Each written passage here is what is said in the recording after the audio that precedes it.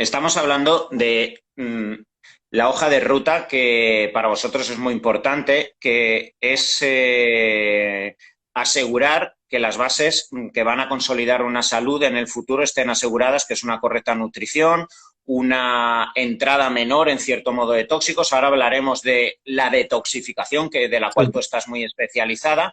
Pero me ha encantado cómo varias veces has nombrado algo que también en tu muro lo cuelgas, una condición sine qua non para la salud, que es el deporte, y dentro a su vez del deporte, porque creo que en muchas ocasiones cuando se va a atención primaria y el médico dice, usted haga deporte, se asume como que andar es deporte. No, andar no es deporte. Andar te puede ayudar, bueno, a drenar un poco, a bajar la glucosa tras la comida si eres diabético y tienes una hiperglucemia, pero dentro del deporte hay muchas variables. El deporte aeróbico es una que cardiopulmonarmente te va a venir bien, pero el ejercicio hipertrófico, que yo que vengo mucho de la medicina deportiva y trabajo con muchísimos deportistas, me entusiasma como en la oncología, en la inflamación, en la fibromialgia, en tantas y tantas patologías cada vez ya es más robusto la información de cómo la hipertrofia, la mejoría o sea, evitar la sarcopenia, el impacto que esto tiene a nivel de testosterona, hormonas sexuales, funcionamiento tiroideo, Alzheimer, producción de acetilcolina, son tantas y tantas las variables tan sumamente importantes, no solo el ejercicio, sino el ejercicio hipertrófico destinado a evitar esa terrible caquexia asociada a tantas patologías y al envejecimiento se ha instalado y asumo que va a ir a más porque, o sea, es la fisiología y el estudio profundo de las patologías lo evidencian. Me gustaría que, pues desde tu punto de vista, yo no trabajo patologías tan profundas como las tuyas, pero sé que incluso en oncología ya hay algunos servicios no, en algunos hospitales que lo están aplicando.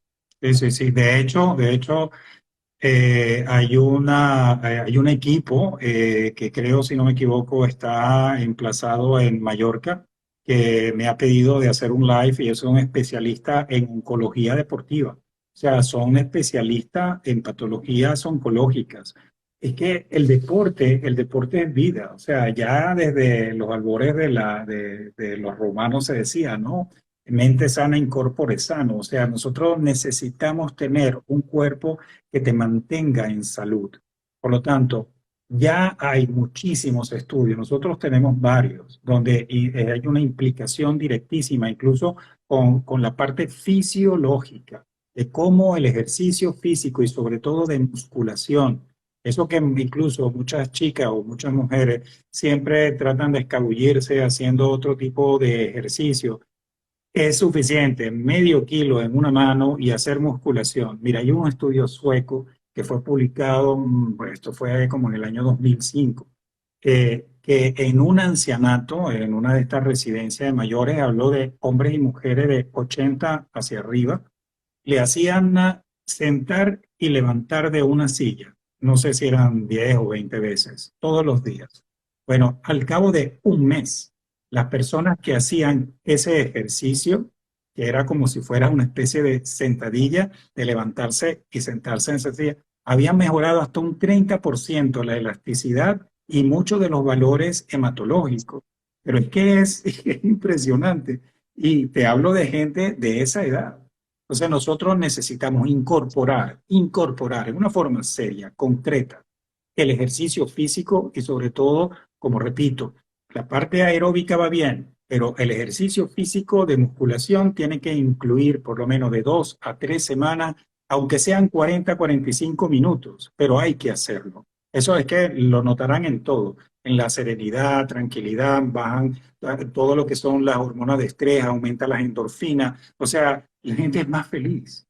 ¿Ok? Sin sobrepasarse, sin llegar a hacer lo que yo llamo los junkies del ejercicio, que son 7 días a la semana y quedarse 2 horas en el gimnasio, ya es como todo, o sea, todo en exceso mata, Antonio, todo tiene que ser equilibrado, todo, incluso hasta el amor, sino que se lo digan a Romeo y Julieta, el exceso es nocivo. ¿Ok? Totalmente. Y hablando de todas estas patas, también las has nombrado, y cuántas veces lo verás. Yo hay una particularidad, creo que todo se retroalimenta, creo que vivimos en unos tiempos donde las prisas, falta de conciencia emocional y la falta de integración con todas las sombras o problemas o crisis emocionales que todos a lo largo de toda nuestra vida no resolvemos, pero que van quedando de forma lastrada y lo vamos tapando con la inercia que desde niño nos van obligando cada vez más en esta sociedad a ser alguien, a luchar por alguien, a luchar por tus sueños, etcétera, acaban generando somatización, y eso hay una fisiología preciosa que explica cómo la adrenalina, el cortisol, etcétera, puede generar estragos en el sistema inmune. No es mera especulación, no es magufada. A su vez, creo que pueden existir múltiples patologías que evidentemente impactan en la incertidumbre, el grado de ansiedad de hacer que una persona sienta que ha perdido la competencia para ser el de antes, lo cual a su vez le genera ansiedad, estrés y un grado de incertidumbre que acaba generando insomnio, más adrenalina y lo que tantas y tantas veces verás en consulta, que es esa terrible simpaticotonía, ¿vale? Esa incapacidad del organismo para retornar a la vagotonía. A mí me gusta mucho ver documentales de animales porque me encanta ver cómo en la sabana todos los animales están en vagotonía 23 horas y 50 minutos a lo largo del día, menos 10 minutos donde tienen que correr o ir detrás de la hembra para tener su relación sexual. Y punto. El resto del día están en vagotonía. El ser humano tiene, yo creo que algunos minutos al mes en vagotonía. Entonces, claro, y esto es fisiología. Esa adrenalina y ese sistema nervioso simpático tan activado hace que no durmamos bien, que para levantarnos al día siguiente y sobrevivir tengamos que liberar cortisol. Y como médicos sabemos los estragos que generan los corticoides cuando tienen que ser pinchados en supradosis. Claro. Pues nosotros también los estamos liberando.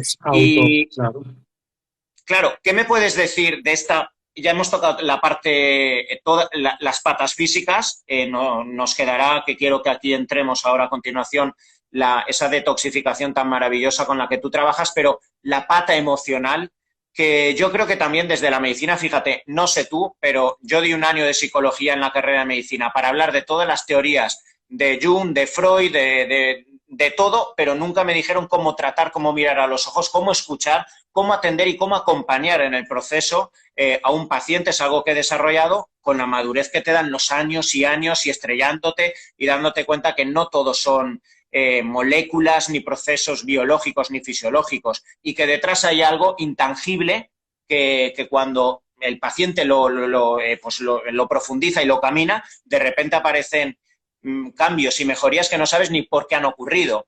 Y estoy seguro, bueno, esto lo explica maravillosamente también Bruce Lipton, y estos receptores de membrana que están conectados, ¿vale?, a esas expresiones neuronales, ¿vale? Pero estoy seguro que tú también verás estos procesos y que toca como médicos integrales hacérselos integrar al paciente. No, claro que sí. De hecho, en la clínica tenemos un especialista precisamente en esta materia. De esto habría también que hablar muchísimo. La mente domina el cuerpo, eso lo sabemos desde hace tiempo. O sea, nosotros no podemos ser médicos holísticos si no incluimos. Es más, es la base. Es uno de los elementos importantes que yo siempre he pensado, oye, qué fácil ha sido dominar a los seres humanos del planeta con esta especie de pandemia que hemos tenido. Porque el gran concepto que tenemos que tener es la diferencia que hay entre miedo y temor. El temor es algo que puede ser bueno porque puede ser preventivo, porque el temor a algo, que suceda algo, si tú eres consciente de un determinado temor, por ejemplo, yo puedo temer que esta guerra que tenemos en Europa puede llevarnos a una determinada consecuencia económica, social. Entonces tomo mis previsiones del caso, ¿verdad? Pero el miedo no, el miedo es algo actual, es algo momentáneo, es algo de ya. O sea, si no hago algo, oye, me va a pasar algo ahora mismo. Entonces, ¿cómo tú dominas el planeta? ¿Cómo dominas a los seres humanos? Muy fácil, haciendo que el temor se transforme en miedo, haciendo que una idea se transforme en una realidad. Entonces, así puedes dominar a quien te dé la gana.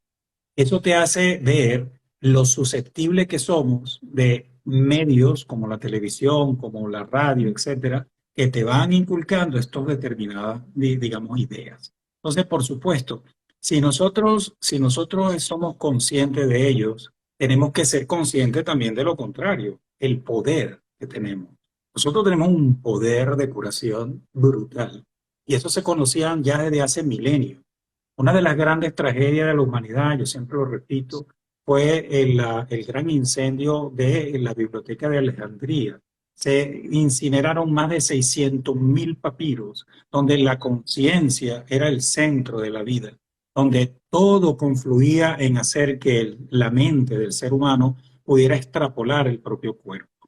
Entonces nosotros tenemos una especialista que se dedica a esa parte. Es como decir el coche y el piloto. Nosotros tenemos un individuo que es un coche y un piloto.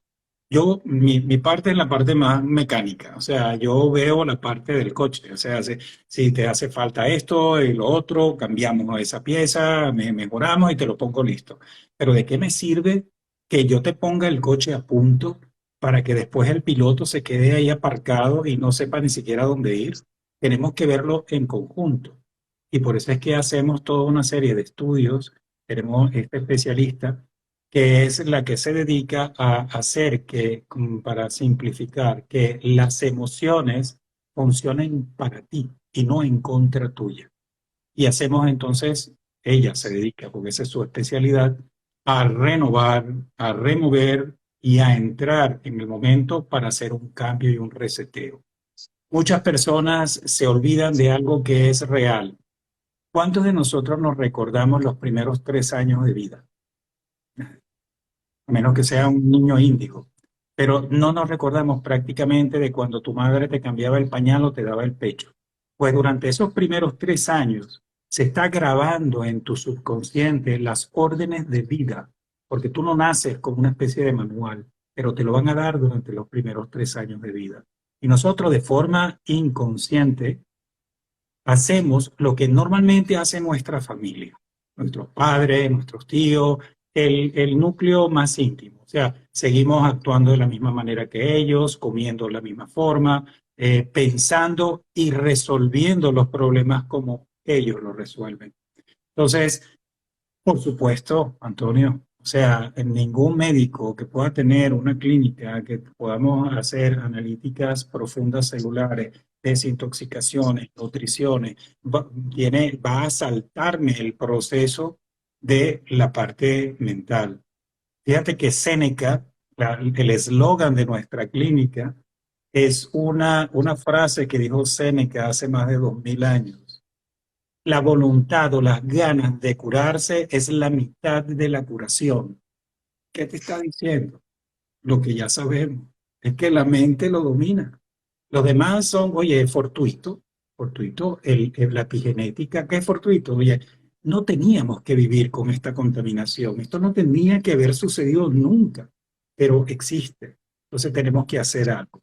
Pero la mente sigue el dominio y nosotros tenemos que ayudarlo a encauzar, porque mucha gente vive en ese miedo constante, ese miedo, y esa, te voy a decir, Antonio, es la parte más difícil que tenemos nosotros Totalmente. en la clínica, cortar ese círculo vicioso y hacer que esa persona, o sea, aflore a la vida. O sea, no tenemos tiempo que perder. ¿Qué vas a estar perdiendo el tiempo tú, chica o chico de 20, 30 años? ¿Qué me pasa? ¿Qué no me pasa? No, si hay un componente bioquímico no hay problema, eso se soluciona, eso es fácil.